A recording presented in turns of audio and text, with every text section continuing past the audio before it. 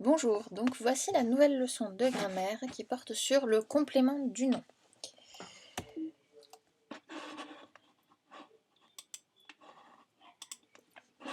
Aujourd'hui, nous allons rappeler ce qu'est un groupe nominal.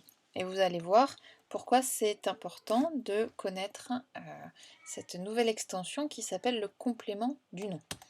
On va rappeler les constituants du groupe nominal que nous connaissons normalement déjà, puisqu'on les a vus en début d'année. Et nous allons apprendre à reconnaître un complément du nom. Donc un groupe nominal, c'est un groupe, donc plusieurs mots, nominal parce que c'est un groupe autour d'un nom noyau. On ne peut pas le supprimer, ce nom noyau. Alors, dans la phrase qui est écrite, on va chercher les groupes nominaux. Il y en a deux et on va souligner le nom noyau. Il faut mettre sur pause, le temps de réfléchir. Alors, les groupes nominaux de cette phrase, il y en a deux, je vous l'ai dit, le petit chat et les souris des champs.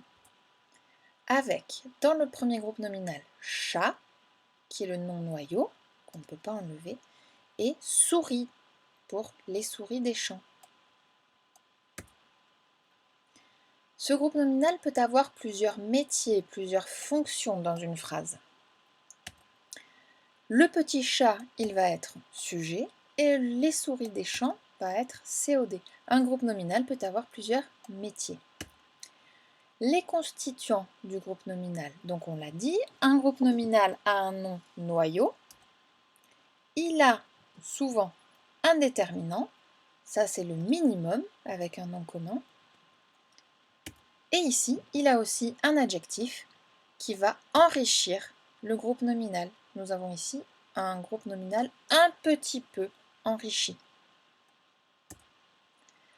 Alors, pour vérifier que vous avez bien compris, dans le groupe nominal, dans un groupe nominal GN, la petite poule rousse, quel est le nom noyau? Est-ce que c'est une petite poule ou rousse? Le nom noyau.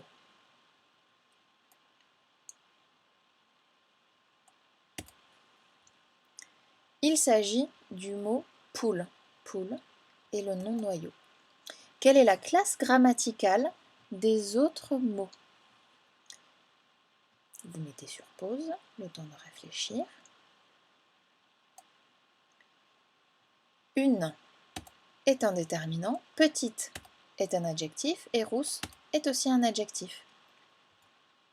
Attention, on se concentre, on rentre dans le vif du sujet. C'est fini les révisions, maintenant on regarde bien, on écoute bien.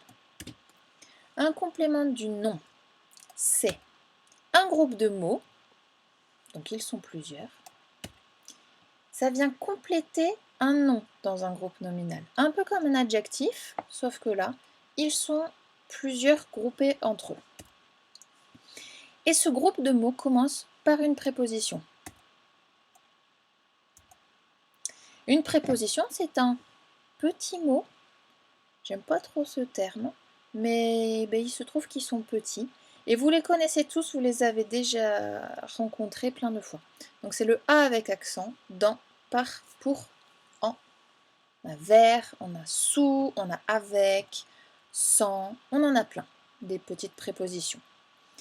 Donc dans la phrase « Le petit chat préfère les souris des champs », dans le dernier groupe nominal « Les souris des champs », est un complément du nom. Donc un complément du nom dans un groupe nominal.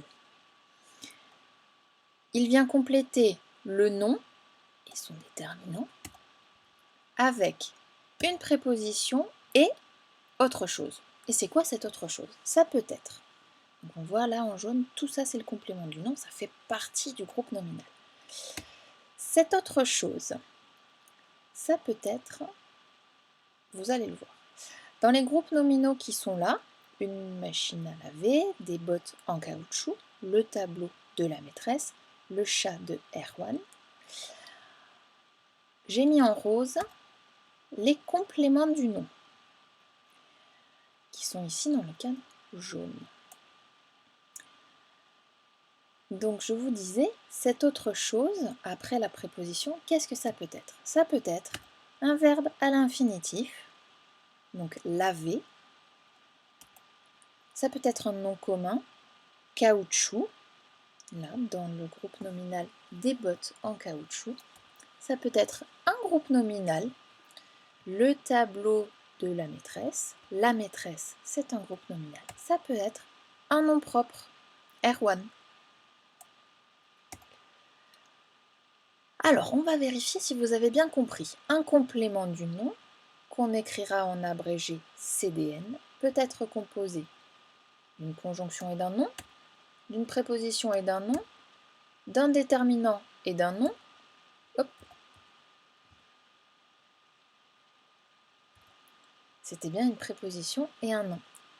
Alors, on identifie les compléments du nom de ces groupes nominaux. Une salle de cinéma, une montre en or, un champagne sans alcool et une machine à café. On met sur pause, vous réfléchissez. Les voici, 2 cinémas en or sans alcool à café sont les compléments du nom.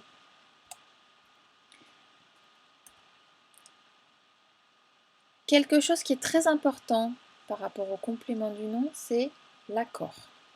Il est rattaché à un nom. Et là, on voit que les groupes nominaux sont tous au singulier, avec un nom noyau qui est au singulier. Qu'est-ce qui se passe si on les met au pluriel? Une salle de cinéma va devenir des salles de cinéma. Une montre en or. Je vous laisse continuer. Vous mettez sur pause pour vous entraîner. Cherchez tout seul. On reprend. Au pluriel, ces groupes nominaux vont prendre un S, vont se mettre au pluriel pour le nom noyau, mais les compléments du nom, eux, ne vont pas changer. Ils restent au singulier. Ils ne s'accordent pas avec le nom noyau. Il n'y a pas d'accord entre le nom noyau et le complément du nom. C'est une bonne nouvelle pour les dictées.